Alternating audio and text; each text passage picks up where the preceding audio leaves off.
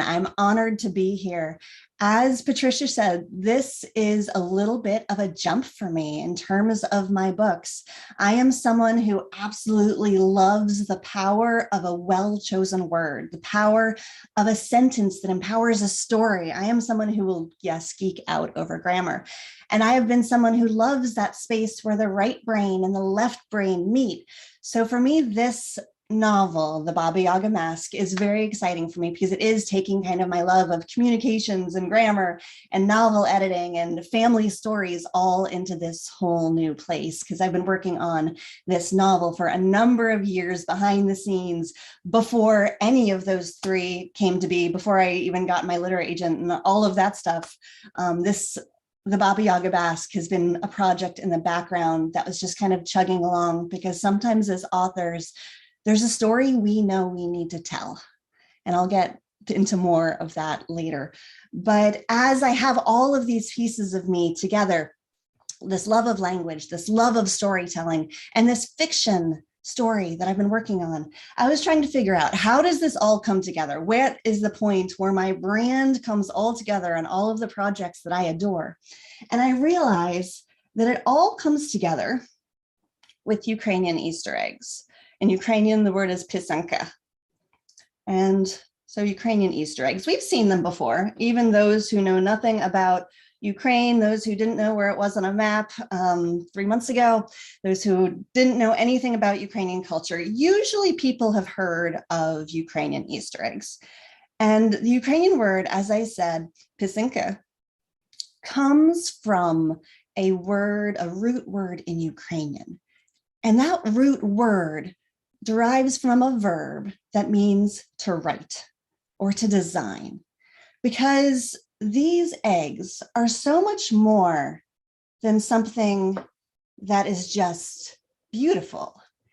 Every single egg, no matter what designs are chosen, and these three actually were painted by my grandmother, they're wood painted. I'll get into technique a little bit later if we have any time.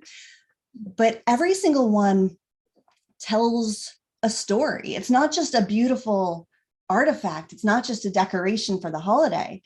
Every single egg is written. It's not just decorated, it's written.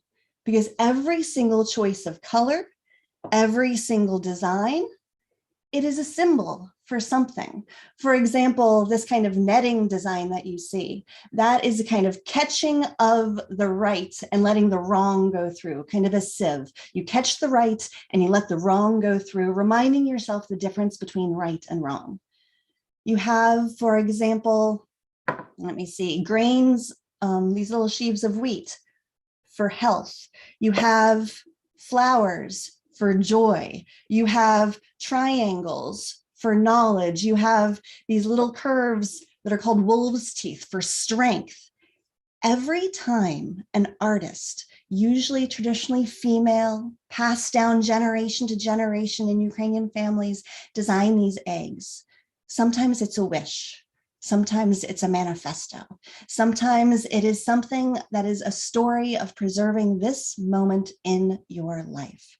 And I realized that everything I have ever done is tied up in a pisanka, because I write, I tell stories, I empower the use of symbols. My symbols just happen to be words to tell stories, but I love research and all sorts of things. But when I discovered that etymology, I realized there it is. Everything I do comes together in Ukrainian Easter eggs. So that's how I like to bring everything together. Because again, as I said, the power of the right word, all of this has fascinated me for a long time. The fact that the expression, how do you like them apples, actually goes back to trench warfare and a type of bomb that was called an apple that went over and soldiers would shout out at each other, how do you like them apples, referring to a bomb that they were shooting over. It's fascinating when we talk about catching flack. Again, this is wartime language that catches on and goes on and on. I don't know who out there has family stories that have war stories in them. But war stories have trickle effects down the generations. Yes, it is in the etymology of the language that we use, but it's also something that sticks in the wrinkles of our brain as it's passed down at dinner table conversations, as it's passed down at bedtime, as you're hearing about your parents or your grandparents or your great-grandparents. And it's those types of war stories that really hit me. And that's where the Baba Yaga Mask comes from. So here, let me tell you a little bit about this book. So the book is called The Baba Yaga Mask. I will give you a close up. Oh, I have bad lighting this evening. Okay, so I have The Baba Yaga Mask. And The Baba Yaga Mask is book club fiction. It is dual timeline fiction, jumping between the contemporary world and World War II Ukraine. I'm going to pause there for a second. World War II Ukraine. In a moment where foreign powers were invading a country that only wanted to have its own independence. In a moment when fathers, sons, husbands, everyone was going to fight. And the women in this time were finding their ways to perhaps help the fight, to perhaps find a way to preserve their home, which most likely was being destroyed. They were having a choice of how they were going to protect their families, whether that meant fleeing to another country, whether that meant staying somehow hiding to survive. This was not supposed to be timely fiction. When I signed my book deal with my publisher, people did not know where Ukraine was on a map. When I worked with my publisher and they presented a possible book cover for me and they had it in the Ukrainian colors, I loved this so much and I took such pride in this, even if no one in the world would know it or get it except for me. Well, here we are.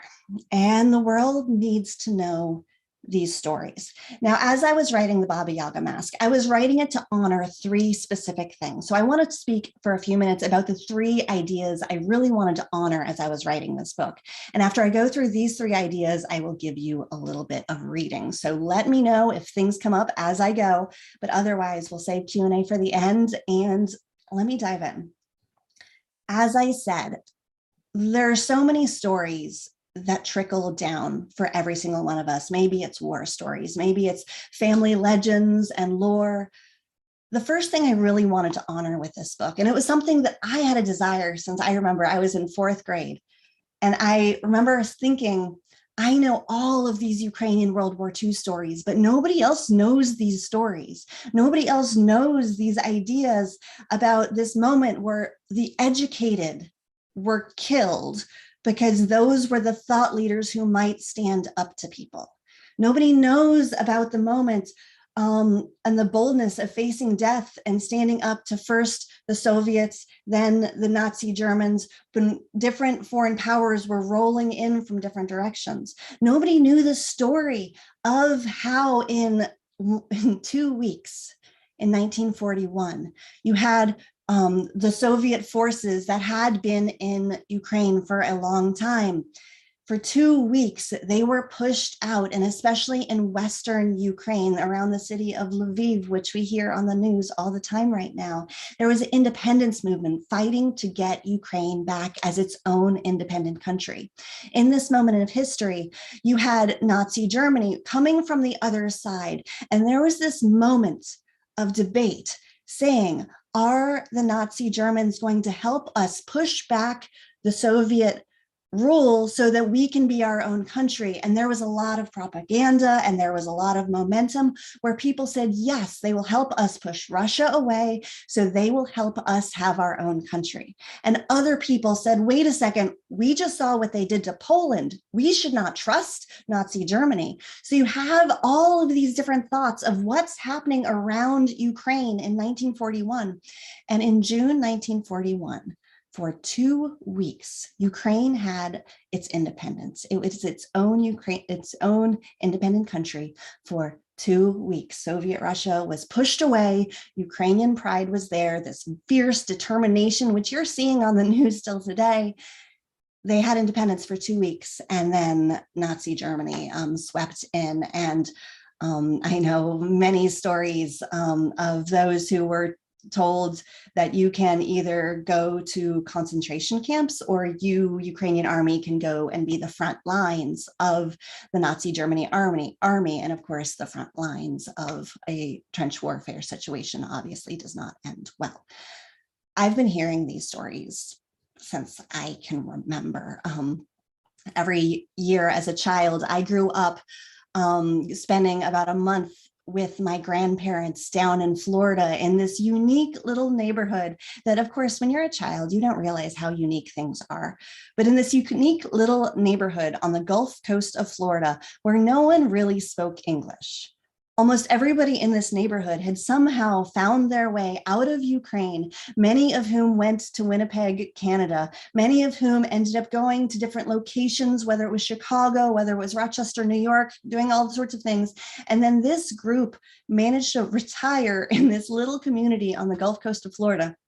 So every summer as a child, I spent about a month in this community where no one spoke English, where I held hands with my grandmother and danced Ukrainian dances, where we sang Ukrainian songs at the dinner table. The Ukrainian kind of songs in this book speak so much to this memory I have of this pride and this strength of this culture that is so much a piece of me when I was just this American kid for 11 months out of the year.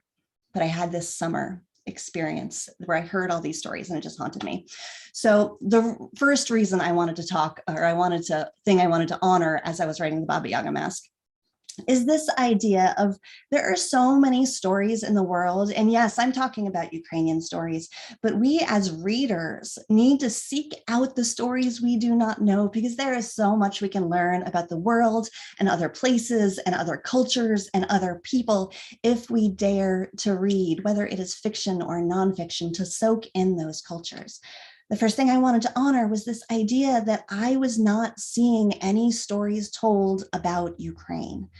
I love fiction. My route to it was eventually, obviously, in fiction. But this was a story that I waited to hear when I went to high school and went to world history classes. This is a story I looked for when I was in college and going to World War II classes, and no one was talking about the Ukrainian experience of World War II. There are so many World War II stories that the world needs to listen to, but this was one that seemed absent from the conversation. So that was a big piece of this. Again, as I said, this is a dual timeline book, that you have the contemporary thread, but you also have this World War II Ukrainian thread that is balancing back and forth. So the plot of this story in the Baba Yaga Mask, the story is that there is a Ukrainian grandmother who has not set foot in Europe since World War II. She is now old. She is 91 years old. She is living with one of her granddaughters who has a young family. And she convinces this granddaughter through many, many tricks that she wants to see soil of the old country before she dies. So in the early chapters of this book, she is preparing herself to go back. And you have one sister, and she's this mom. She's like this super mom type character where she is on top of all things. She is organizing those play dates. She is making that Pinterest perfect birthday party. She is doing all of these logistics and handling these things. And she is finally convinced that her grandmother, sure, okay, we will arrange 100 things so I feel comfortable with this situation. So the grandmother goes. The grandmother steps off the plane in Warsaw, Poland, and disappears. And thus begins my story of the Baba Yaga Mask. Then we have Larissa, this sister, this mother that I've told you about, and Larissa's sister, slightly younger, slightly more bohemian, free-spirited, often at odds with Larissa. These two sisters embark on a wild goose chase across Eastern Europe, trying to figure out what happened to their grandmother who stepped off an airplane and disappeared. Is she sick? Did something happen to her? Is she hurt? Or is she up to something? Hint, she might just be up to something. And as they are jumping from country to country, via train, from city to city, they're uncovering their own past, knowing those snippets that they know Ukrainian dance, they know the Ukrainian language, they know Baba Yaga folktale stories, but they have no idea of the truth that their grandmother has kept from them for all of these years. So that's where the story is coming from, hitting Ukrainian heritage, Ukrainian art, whether it's eggs, whether it's embroidery, whether it's dance, and coming through this adventure of this multi-generational story, jumping between these strong women who are strong and unique in many different ways. So that's the first thing I wanted to honor, the Ukrainian stories that the world didn't know. Okay, the second thing I wanted to talk about is the myth of Baba Yaga.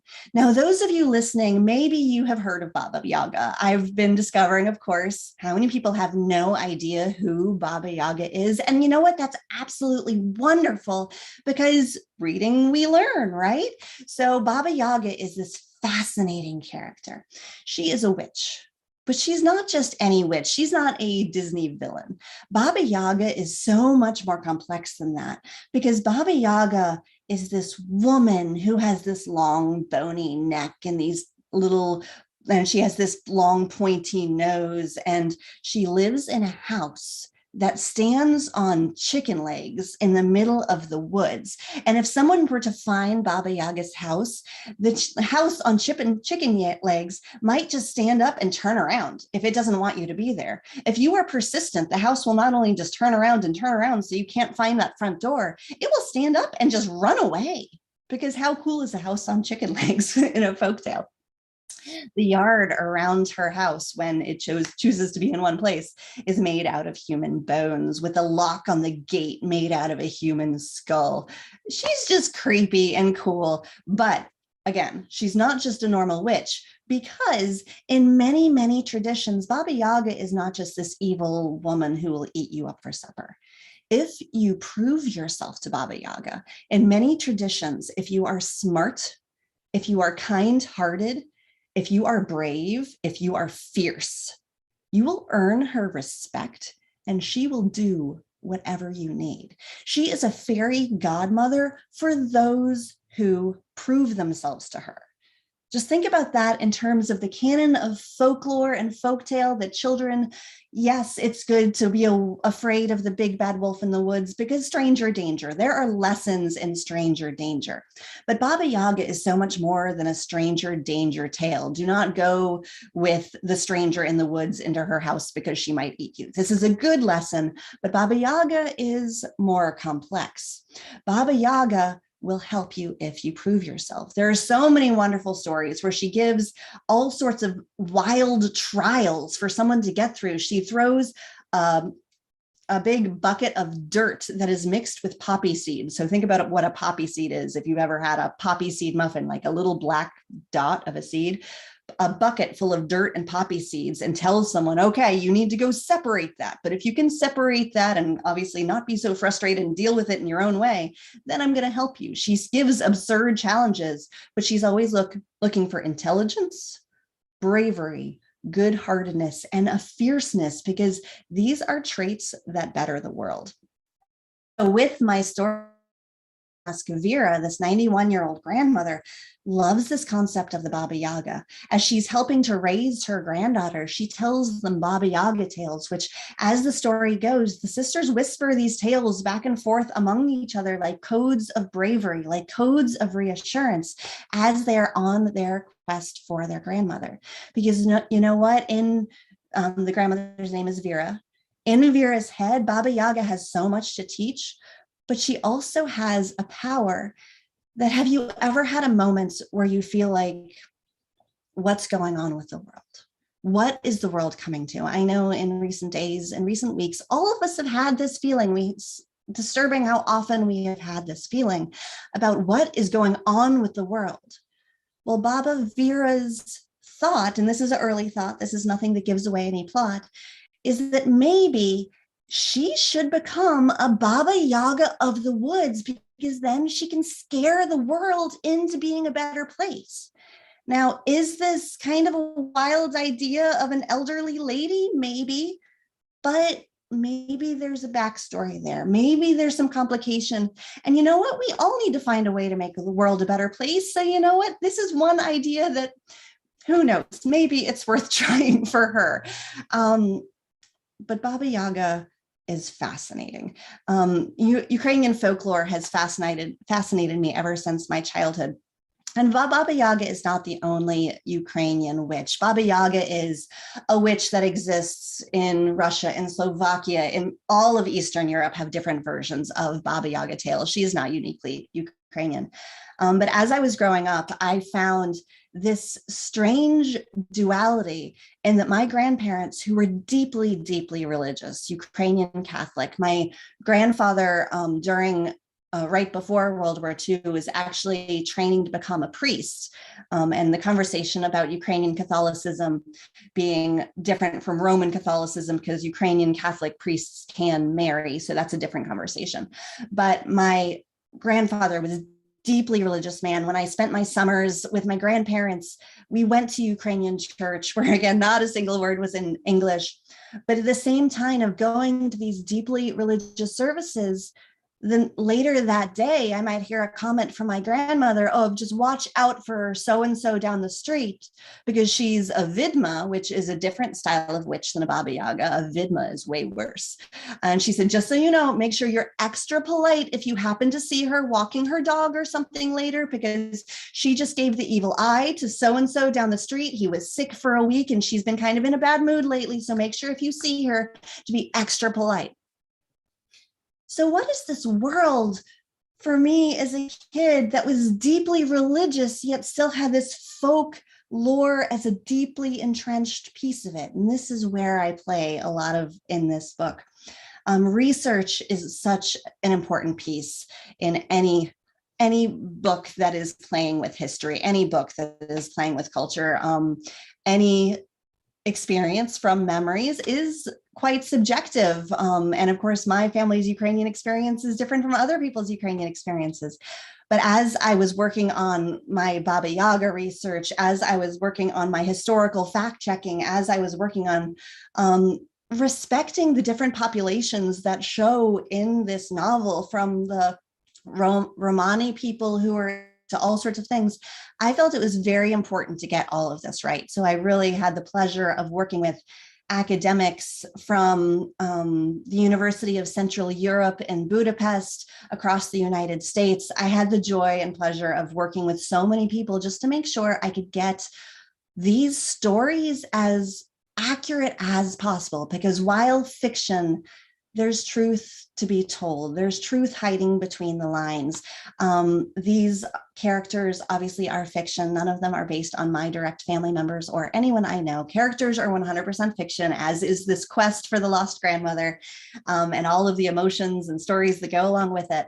However, the historical context and the cultural context is all as accurate as I could make it. Does that mean that there's something in there that some other family who lived during this time period in Ukraine might be different?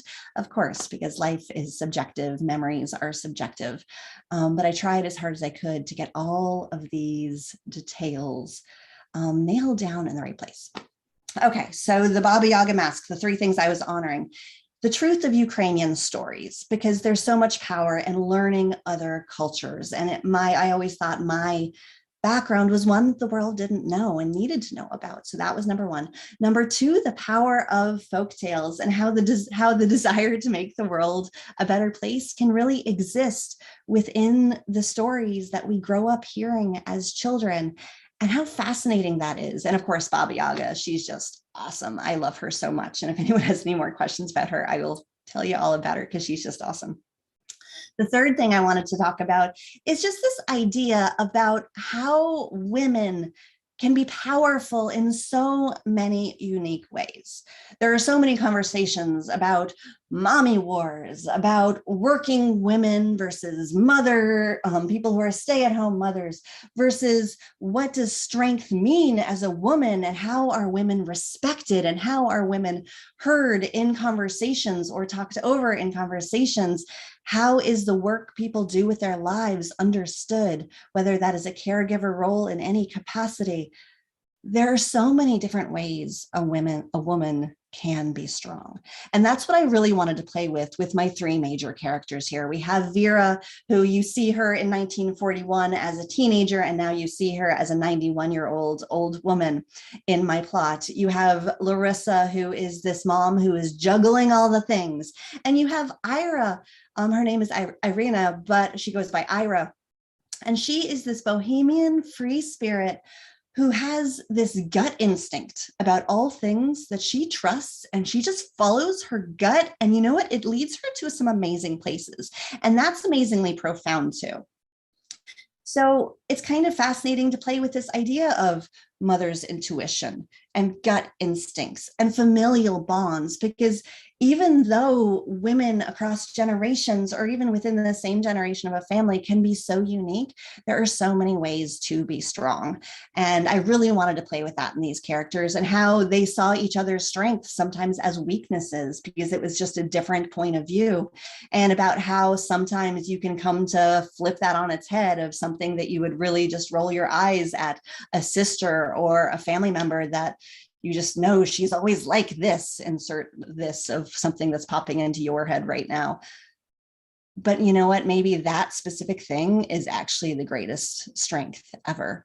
I play with the idea of matryoshka or nesting dolls. I have a couple around me here, and you know this, if I open them, they're going to make a really loud squeak. So I'm not going to do it right now. But so wooden nesting dolls, at least hold this up to the camera. So if you open them, open it, one will be smaller, open it, one will be smaller. And they get in this line that goes smaller and smaller and smaller and smaller. And through the course of this, have perhaps women in a family or a female group of some sort. And especially when you're looking at multiple generations of a family, we might give each other physical shape. We might hold each other strong, one within the next, but we don't define who we are. And women can be entirely unique amid themselves, but still be a part of this family that holds them strong. And that's what I really wanted to play with this idea and with these women. Okay. When I was a child, my mother, whose first language was Ukrainian, not English, had been fully, I don't know if Americanized is the right word, but when I was a young child, my mother had fallen in love sometime before with Helen Reddy. Think I Am Woman, Hear Me Roar.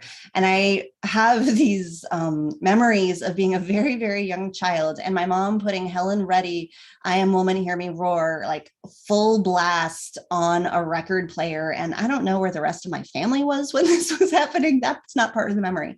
And I just remember my mother saying, sing louder, and just like, as this like 3-year-old walking down the steps and like, I am woman, hear me roar. And she's like, louder. And honestly, one, I call this really great parenting. But two, it's just, there's so many ways to be strong as a woman. And the conversation is as important now as it has ever been before, because there are so many strides that have been made in these conversations, yet there are so many more conversations that need to be had. So make your child sing I Am Woman, Hear Me Roar at the top of their lungs. Sing it yourself at the top of your lungs. Every single character in here, everyone is unique, but they are all incredibly powerful in their own ways. So that was the third piece that I wanted to honor in this book. And with that, I wanted to give you all a short reading of the Baba Yaga Mask. So okay, so again, here is the Baba Yaga Mask. It just came out in April. And I think I've said this before, but I don't think I actually have said this before. The fact that this book came out in April 2022, when it almost came out a couple times previously, the fact that it came out April 2022 is interesting to me. There's a reason perhaps for that. But as I've been speaking so much about Ukrainian history, Ukrainian identity, Ukrainian culture, Ukrainian strength and resilience, I've wanted to do a whole lot more than just talk about it. And so I just wanted to share with you all 4 book clubs that are reading the Baba Yaga Mask. Not only am I happy to visit with book clubs, because that's always fun. I love talking more with readers, But I'm working with a number of groups on humanitarian aid collection events for the people of Ukraine who have been displaced or who are struggling with simple things. But if anyone, especially book clubs, is interested in speaking further about fundraising or ways to help with legit organizations, let me know. If you just go to if you go to babayagamask.com, you'll find lots of information about that effort. Wanted to make sure I got that in. Okay, so here is the Baba Yaga mask. As I said, this jumps back and forth between the present day and 1941 Ukraine. So this is kind of just before World War II breaks out in Ukraine. This chapter specifically is one of the 1941 chapters. And to give a little bit of context, Vera is the grandmother in the old one, but she is younger here. So Vera is a teenager here. Lesia is her sister. So that should give you the context that you need here. The next morning, the smell of the small campfire Dimitro had made for them covered her like a blanket, even as she woke up in her own bed. Across the room, Vera's sister fingered the floral wreath she had tossed aside on their shared dresser when she'd snuck back in. The blooms had wilted, curling into themselves. They surely smelled as smoky as she did. "When did you make this?" Lesia whispered a moment after her sister's eyes cracked open. Her fingers traced the small yellow blooms before plucking a petal away and bringing it to her nose. Yesterday, as a surprise for you." Her voice cracked with dry mouth sleepiness. Vera sometimes worried that lying came too easily to her. Perhaps deep down, she wasn't a good person. "I fashioned it near the bees when they were smoking the hive," she continued. "Sorry about the smell." Lesia didn't respond. She plucked another yellow petal and tickled herself on the chin. Downstairs, the voices became louder. "Is Uncle Ola here? He's back?" Vera sat up. She didn't know how she'd wash off the hint of smoke. "Tak," that means yes in Ukrainian. Lesia carefully weighed the crown in her hands before easing it onto her head. "He's been here since sunrise." Vera traced her bare foot against the lines of grain in the wooden floor. She'd barely gotten home before dawn. Her sister mimed a conversation at her reflection in the glass window pane of their bedroom. "You were up at sunrise?" "I've been up since you came home." Vera's eyes widened, and Lesia's grin did too. "I won't tell. I can lie like you." The 14-year-old turned back to the window, readjusting her curls around the crown of flowers, then shifting it forward to cover her eyes. "No. Be a better person than me, Yaya." The smoke from the campfire still filled her nostrils. Her body heat rose when she thought about the night, the boy, the kiss she allowed him to have under the shadow of the trees. The overhead branches seemed to bend around them. The roots and brambles formed a protective wall. Her lips were still warm, and she didn't want to wash them. Downstairs, the men's voices rose again. Their father, their uncle, and their brother Ivan. Ivan spent his days mostly in Lviv now, just like Uncle Ola, who was a poet at the university. 2 years older than Vera, Ivan had been offered a spot with the symphony. Her father's brother rarely came to their house unless he had cryptic news to share, usually about the organization of Ukrainian nationalists. "I don't want to go down there," Lesia whispered, eyes still covered with flower petals. "Mama will worry if we don't soon." Vera stood, and in doing so, she released a cloud of gray dust. Flecks of ash sprinkled the wood grain at her feet. "It's already late." Lesia nodded, removing the crown from her head. She slid it under her bed. "You look," she made a face, tightening her mouth and scrunching her eyebrows. "You look like you snuck out last night." Vera didn't need to look at her reflection to believe it. She ran her fingers through her hair and found a tiny twig.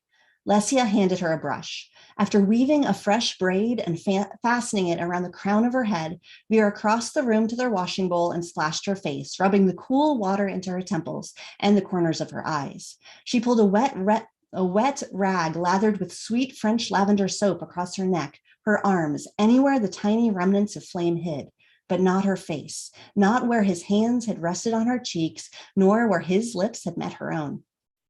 Vera blew out a breath and closed her eyes before raising her chin and readying herself for her family. The sisters descended the stairs together, hand in hand. "They stand with us," Ivan said as the sisters entered the room. "For the moment, perhaps, but they aren't to be trusted, like the Soviets weren't to be trusted when they freed us from Poland," their uncle answered sharply. The two men stood by their father's tall bookshelves, the bookshelves Vera, Lesia, and the twins were not allowed to touch.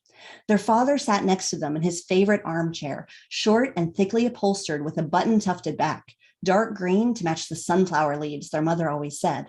She sat at the opposite side of the room, sipping coffee, her eyes focused on a pink cross-stitched rose in its wooden embroidery hoop in her lap. Her fingers neatly pulled the thread taut, found a new hole for the needle, and slid the thread through, but her ear tilted toward the men. Her eldest daughters crossed over to her without a sound. The Germans understand what we want.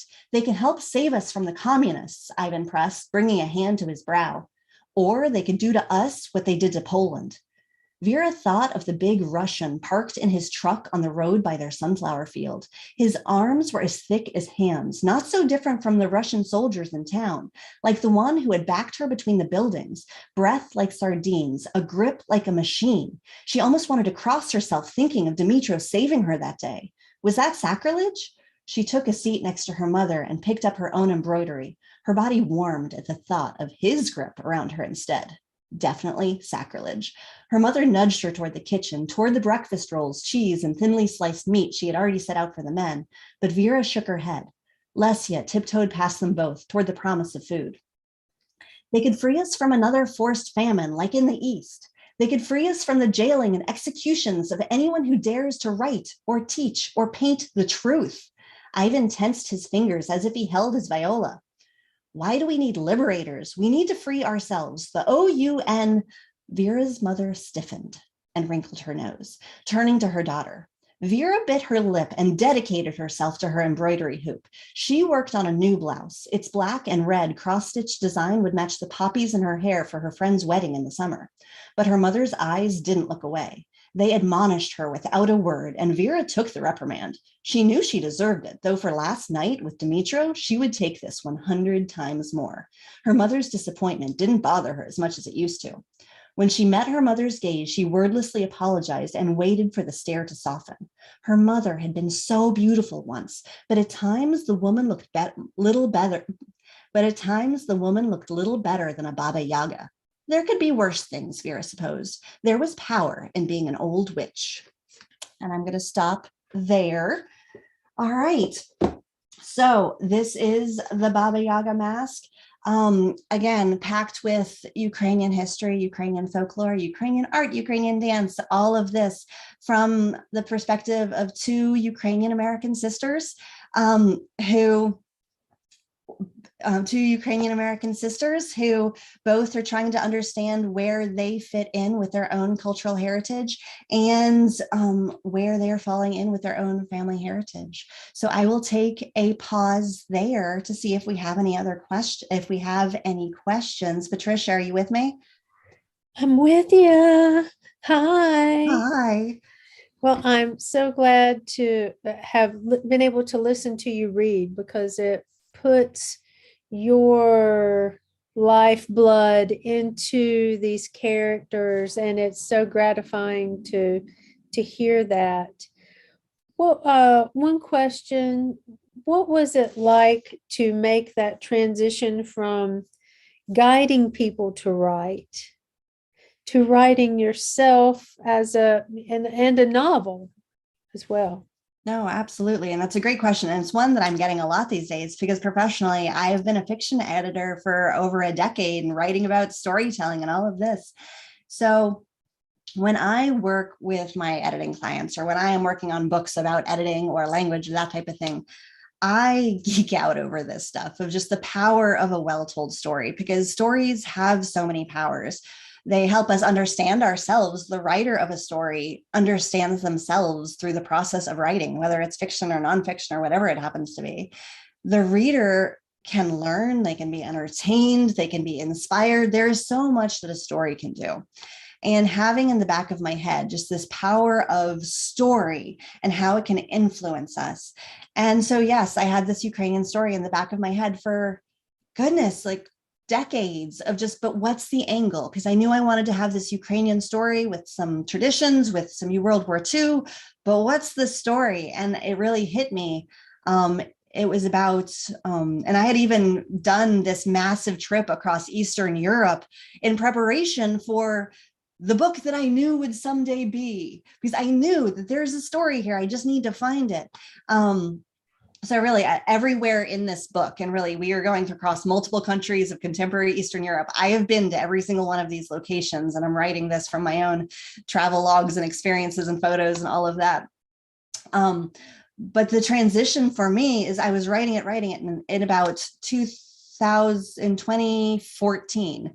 I had the spark of this idea of this grandmother stepping off a plane and disappearing. And really, it was that single spark where the entire thing for me came together from that one idea of realizing, okay, well, if there's this grandmother, who's chasing her, and all of these different pieces. And I knew kind of these ideas I was speaking of, I knew I needed it to be this very strong female novel. And I knew the Ukrainian history and traditions needed to be there. I wasn't quite sure where to go with there, but from that desire, the whole thing really started rolling from there. So it's been such a passion project to obviously still be continuing with my client projects and such, and working as an editor, empowering other people's stories. But the more you write, the more you read, the more you are empowered as a writer. So really the experience of diving into what works in story and what doesn't work in story, and how to empower that, enhance my own craft as well. Was it challenging to be edited? And it's really funny. And I remember my first book, Get a Grip on Your Grammar. I mean, it's snarky and comedy about grammar, because everybody thinks about grammar and they either want to get angry about it or they want to fall asleep. And that's not the conversation, people. Let's have some fun. Let's talk about pop culture, and let's try to be funny and have these conversations to just do better, because we're all trying, right? That's the whole point. But the first editor I worked with there at that publisher, I remember the first conversation we had, and they had this slight tentativeness to the conversation, because they had that feeling of, okay, this is a professional editor who's being editor. How is this going to roll? And I remember it was really about 1 minute into the conversation. It was like, okay, and we're good. Everyone's comfortable. I love editors. And I say that as an editor, but I say that because everything can be empowered. I'm so much of the Leonardo da Vinci school that art is never finished. It's only abandoned. And it's only a matter of at what point is it abandoned to a point where it hits the desired effect. So I love editors. I love to be completely ripped apart in any of my writing projects, because that's how things get better. And writers need to have a thick skin, and not all editors and all opinions are true to the story that you want to tell. So you have to remember that when you're being edited and having beta readers and all of that. But other eyes sometimes allow you to see what's happening in your head versus what's actually happening on the page, because it's really hard to see your own work sometimes. So I absolutely adore being edited. Well, you're definitely an enthusiastic welcomer of the editing process, maybe the most enthusiastic I've encountered in all of my years. So I wish there were an award I could virtually hand you right now for that. We have a question from a person from the Gulf Coast area of Florida. Stephanie says, I'm really curious about the community you referred to. Absolutely. Just south of Sarasota, Florida, there's a community called Northport. And in Northport, Florida, there's a massive Ukrainian community. So that's that community. Okay. And then another question, when I was listening to your reading, I was thinking about the German filmmaker Werner Herzog. Mm-hmm. And he says he's a filmmaker and a writer who has traveled around the world, and has one time he even walked across part of Europe as an homage to a dying friend of his, and he wrote about that. But one of the things that he said recently, and I want to read this quote to you and see what you think, and given the subject matter and then the idea of a Baba Yaga mask, he said this, quote, I do believe that to a certain degree, we all live a certain kind of fiction that we have accepted and articulated and formulated for ourselves. We are permanently in some kind of performance. Thoughts? That's a good quote. And it's true, because sometimes we fall into a rhythm of a certain piece of ourselves and kind of fill that role and do those parts. And we don't always pause to examine the why of who we are in this moment and how we are portraying ourselves. That's fascinating. I really like that quote. And I think that really speaks to how these three women in my book, they all see each other in almost caricatures of themselves or of each other rather than their true selves. And through the journey and quests in here, they get to dig deeper beyond just, okay, she's a mom. Okay, she's this crazy free spirit. Oh my gosh, our crazy grandmother. And they kind of put each other into boxes. And then it's the breaking free of boxes in our relationships, and whether they're familial relationships, friendships, coworkers, but also the breaking out of our own boxes ourselves. And maybe you could say that my fiction debut is me breaking out of one of my boxes. Very good. And then what kind of feedback have you received from family members who've read the novel? Well, remember how I said that I really thought authenticity is always important, making sure that you're getting things correct. And so I worked with academics, I worked with lots of people around the globe really to get certain details correct and true. But one of my biggest authenticity readers, and I always joke with my mom, it's like, Mom, can you double check my Ukrainian spelling? Can you double check my different ideas of symbolism, this different ideas of this, and tell me more about these dolls? Are these dolls really a Ukrainian thing? Or is this just something in my childhood? And I have, oh goodness, this little Matryoshka doll was my mother's when she was a child in Winnipeg in the early 1950s, and we still have it today. But it just, all of these little pieces, my mother was my biggest reader for validity and just making sure things were true. And it was just very fun, because as an editor, I always tell people, when you're having someone look at your book and have your early readers of an early manuscript, never let it be your mom, because your mom's either going to cheer you on and say good job, or depending on your relationship with your mother, maybe not. But I always encourage people never to have the mom be the first read of the book. And I broke all of my own rules because my mother was one of my first readers. But it was so much of an authenticity read, as with everything else, just to make sure I got so much correct. But it was an experience to really be able to dive deep and ask the hard questions about, okay, so I remember that story of my grandparents being separated for about 4 years, and they had been newly married right before, at the beginning of World War II. And then 4 years happened and both of them thought the other one was most likely dead.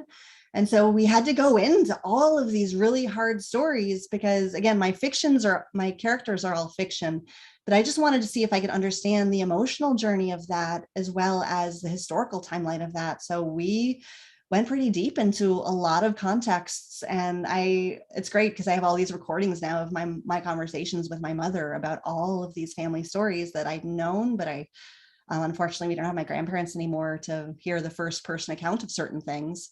But my family has never been one to shy away from telling small children war stories. So I think I have a lot of that.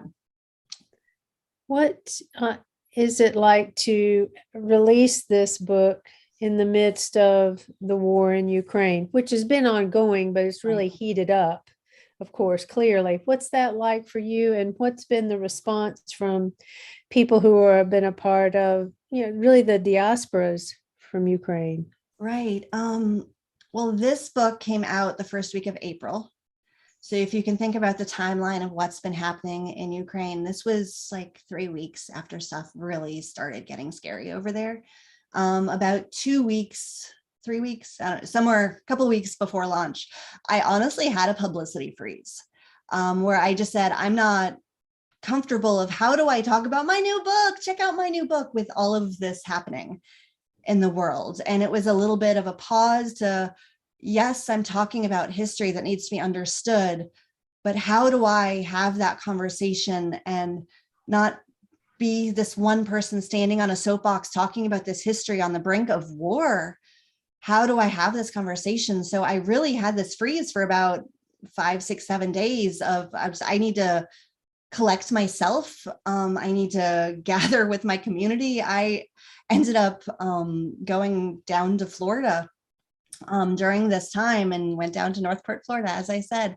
And I went to this Ukrainian language church with my family. And really, I think during that mass, it was less, or it wasn't just a religious experience, but it was a grounding of myself and my blood, and being surrounded in a church with people wearing traditional embroidered clothing with yellow and blue ribbons and little children's hair. That moment spoke to me and changed me so much, and enabled and empowered me to tell this story more than ever, because stories need to be told, they need to be understood. And I think just as things have been the horror of what has been happening over the past couple of months, I've just, as I said, been trying to shift, not only to talk about my book and to talk with book clubs and bookstores and libraries and whoever wants to have these conversations, but also think about how can we create some humanitarian donation efforts to really not just talk, but help, because there's a lot of help needed right now. There certainly is. Last night, I was listening to a podcast with the Russian journalist who's now living in exile, Masha Gessen, and she's in Kyiv and has been reporting all around there. And she said that like life has, people are in cafes, people are going grocery shopping, but everybody, when she just sits there and listens to conversations, they're talking about the war. They're talking about people who were murdered in the streets. They're talking about sexual assaults. They're talking about people who disappeared, and just how right in one place, everything, the buildings are standing, but then all you have to do is maybe go 60 kilometers out of the city, and there's an area that's been completely leveled. And so they're living kind of, and people are returning, but there's a lot of flux. It's just, is that what you are hearing too? Exactly. And it was really horrifying to hear of kind of family friends who have lost houses and buildings at this point, and people who have had to flee with their children with a backpack on their back early on when they didn't know it was going. And it was so surreal, because I have scenes like that in my book about 1941, and it's not supposed to be this vivid of a I don't know, an echo of that moment. Right. Got another question for you. Starts off with a little bit of a comment. I grew up with Baba Yaga stories that mostly portrayed her as a dangerous woman, greedy to kill, that can sometimes trick you sometimes you can be tricked if you're smart enough, think you're smart enough. It wasn't until I was an adult that I was able to see the complexity of the character, and wondering whether the portrayal of Baba Yaga was more shaped by patriarchy, strong, independent woman who is to be feared. So here's the questions. How did you come to understand the complexity of the character beyond the kid stories? And then second, was it something you learned from your mother or grandmother? Oh, good question. And there's so much to really talk about with that question. That was a really good question, because you're right. In a lot of kind of comic book type portrayals, TV, fantasy books, there are so many different versions of Baba Yaga, and this is just one of them, but it's the one I like the best. But you're right. Sometimes she's this horrendous character, and that's all she is, that she's this horrendous, terrible person. There is a quote I stumbled upon, and I wanted to say it's a Slovakian proverb. And don't quote me on that. It was a proverb I found from somewhere in Eastern Europe, right early in my writing, that I stumbled across, and I ended up borrowing it and using it in one of my characters' dialogue at one point. And the quote was, "Why is it that old men grow up to be wizards while old women grow up to be witches?" And that idea fascinated me. And so that was kind of my early spark with Baba Yaga, is like, you're right, what's up with this lady? Why is she who she is? And if you go into the history of Baba Yaga, you're a historian, Patricia, and if you look back hundreds and hundreds of years of where she came from, the earliest tales of Baba Yaga is this grandmother who is this healer. And she's like this earth goddess who has all of these powers and this connectivity to nature and the animals, but she's this Mother Earth type character. And then over time, her power is challenged by people like Koshi the Deathless, who is this immortal god who keeps the secret of immortality inside of an egg, inside of a duck, inside of a something else, inside of a cave. Like, it's this crazy thing. And Koshi the Deathless tries to marry Baba Yaga because only if he marries her can he have true power. And they're just all of these stories about bringing her down over the years.